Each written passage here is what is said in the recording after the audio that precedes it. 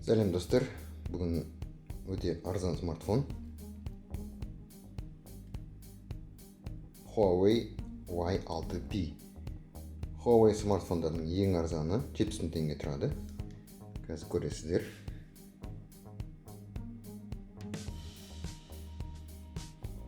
Диагоналі 6,3 дюйм. Салмағы өте жеңіл.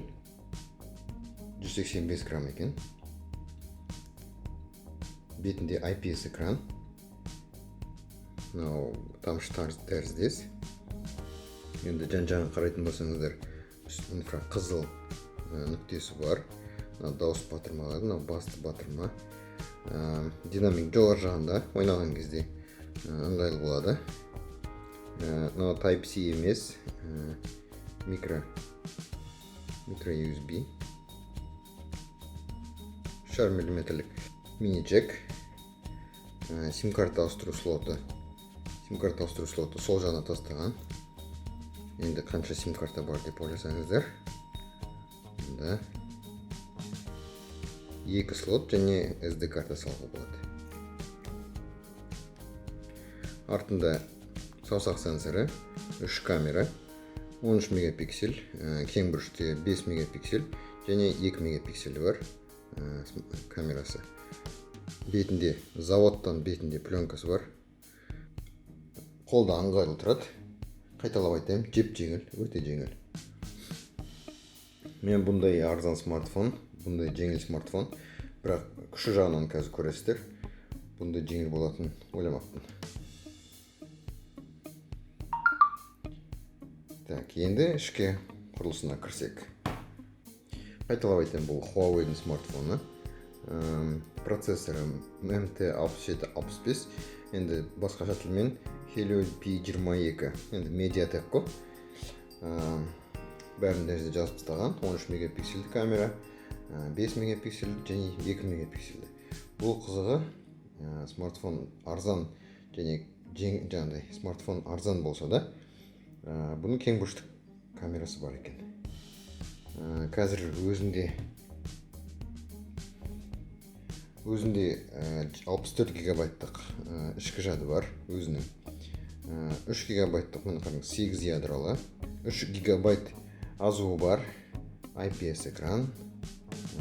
Алдыңғы камера қараңыз, 8 мегапиксель деп тұр, алдыңғы камерасы.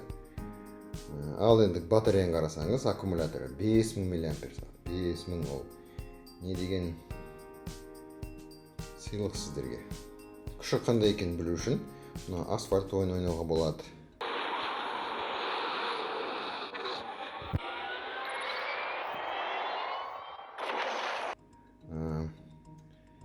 Мына жерде Free Fire ойнауға болады.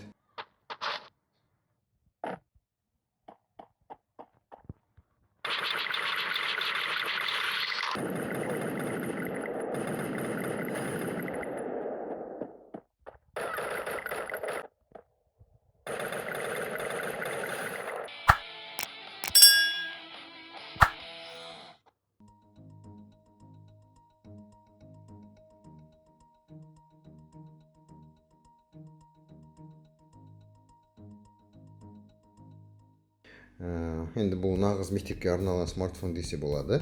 Өйткені қараңыздар, мектепке не керек? Мектепке не керек? Мен Telegram десе Telegram істеп тұр. Zoom істеп тұр. Енді социальный сеть Instagram керек болса Instagram бар. TikTok енді әрине, қазір жастардың бәрі TikTok'та. 2020 жылды ақпан айынан басталған смартфондар, осы енді шыққан кезде көрсетіп едім, Mail.ru істемейтін, приложение Mail.ru. Соны Huawei ақырындап істеп, ақыры жеткізді. Менің почтам Mail.ru істеп тұр. Екіншісі, Kaspi Gold бұрын істемеген. Қиналып, қазір істеп тұр, бірақ осындай сұрақтар қояды. Мысалы, магазин кірсеңіз кіреді, бірақ Google Play сервис керек дейді. Бірақ істеп тұр жалпы. Мұны кіреді. Телефон іздейтін болсаңыз кіреді, бәрі кіреді. Төлейтін төлеуге болады, жіберетін жіберуге болады. Бірақ анда-санда осылай шығып лақтырып жібереді. И және үшіншісі ол YouTube. Роликті көрсеңіздер, YouTube орын болмайтын. Қазір көрейік. Google Play сервисі керек. YouTube істемейді. Сосын ойладым, мүмкін балаларға арналған YouTube істейтін шығар деп ойлап едім. Ол да істемейді. Сонда қараңыздар, енді YouTube керек болса, кімге YouTube керек? Мысалы, бұл смартфон менде бір айдан асты. Кімге YouTube керек? Браузерді қосып, браузерден YouTube табасыздар. Және мені қандай не керек, бәрі бар. Көрем десеңіз, мені көресіздер. Сөйтеді, бәрі көрінеді.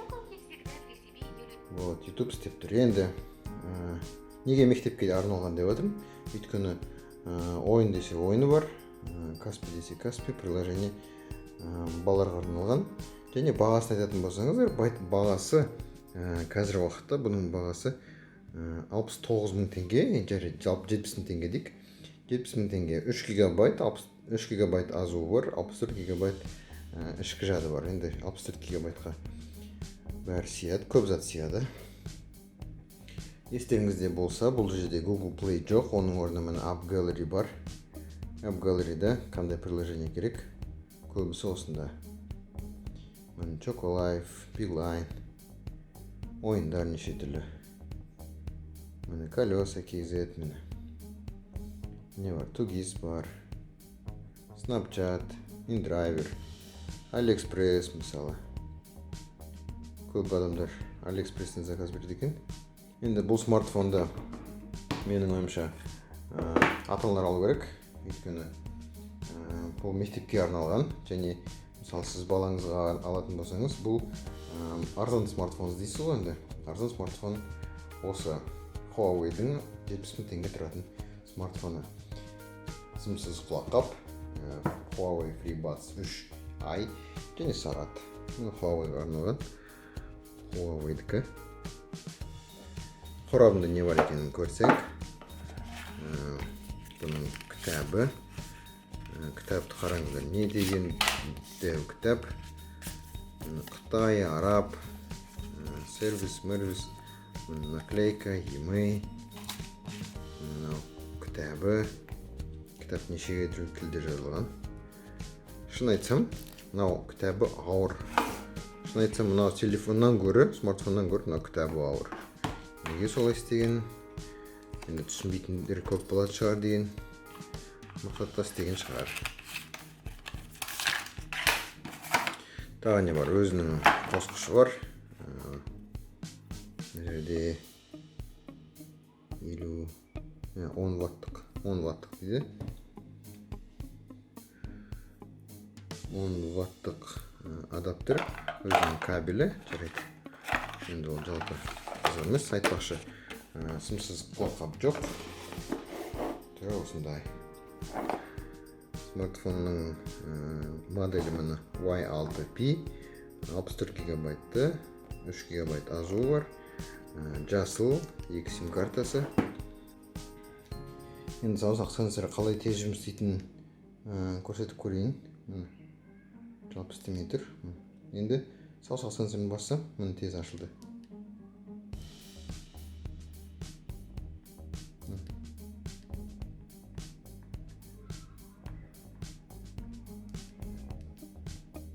Міне ашылды.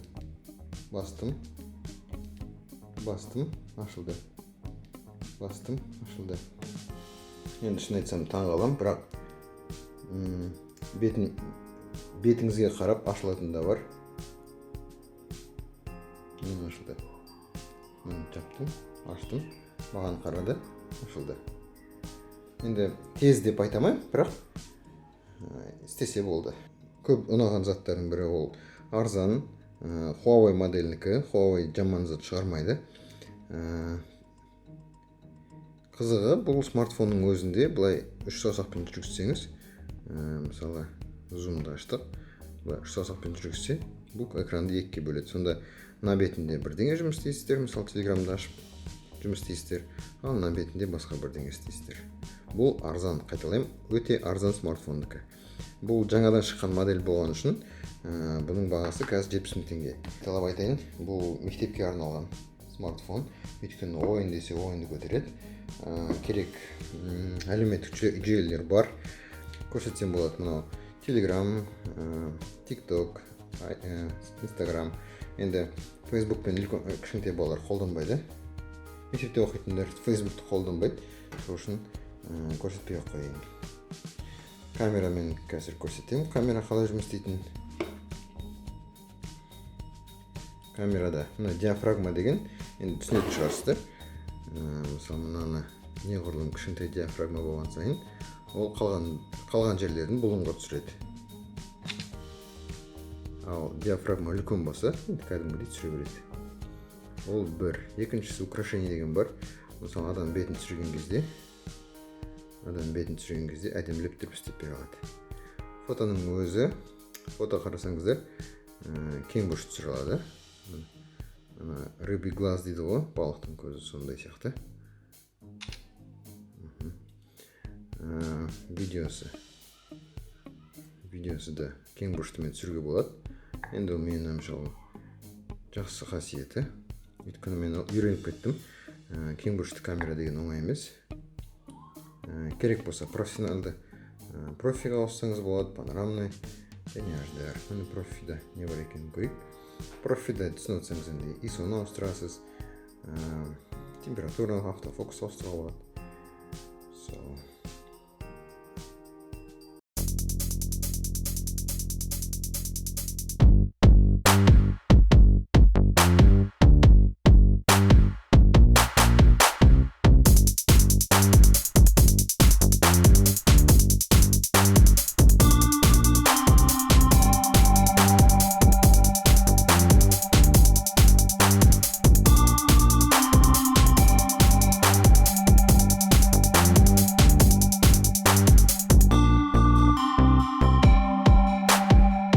Асфальт қалай ойнайтынын көрем десеңіз, тез қосылмайды. Бірақ қосылған кезде ойнап оңай ойналады. Қататын қатпайды, қызатын қызбайды, бірақ көтереді. Енді мен шын айтсам таң қалдым. Өйткені біз үйреніп кеттік қой, ол күшті смартфондар 300 мың теңге, 100 мың теңгеден асатындар ойындарды көтереді деп үйреніп алдық қой. Былай қарасаңыздар 70 мың теңгелік смартфонда көтеріп тұр.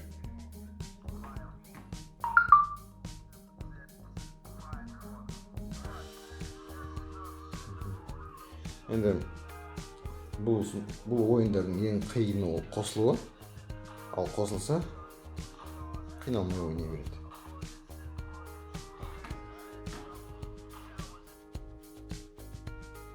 Көп балалар ойнайтын ойын Free Fire ішінде өзінде бар.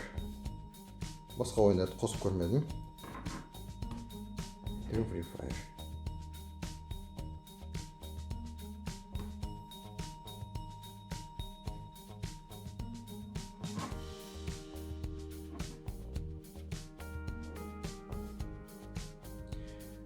Сонымен айтатынды айттым. Тугис қосуға болады. БК қосылуға болады.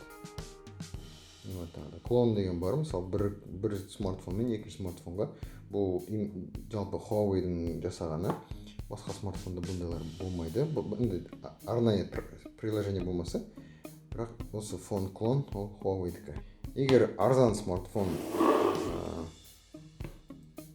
ыңғайлы смартфон ұнаса, лайк басыңыздар. Көргендеріңізге рахмет, күткендеріңізге рахмет. Сау болыңыздар.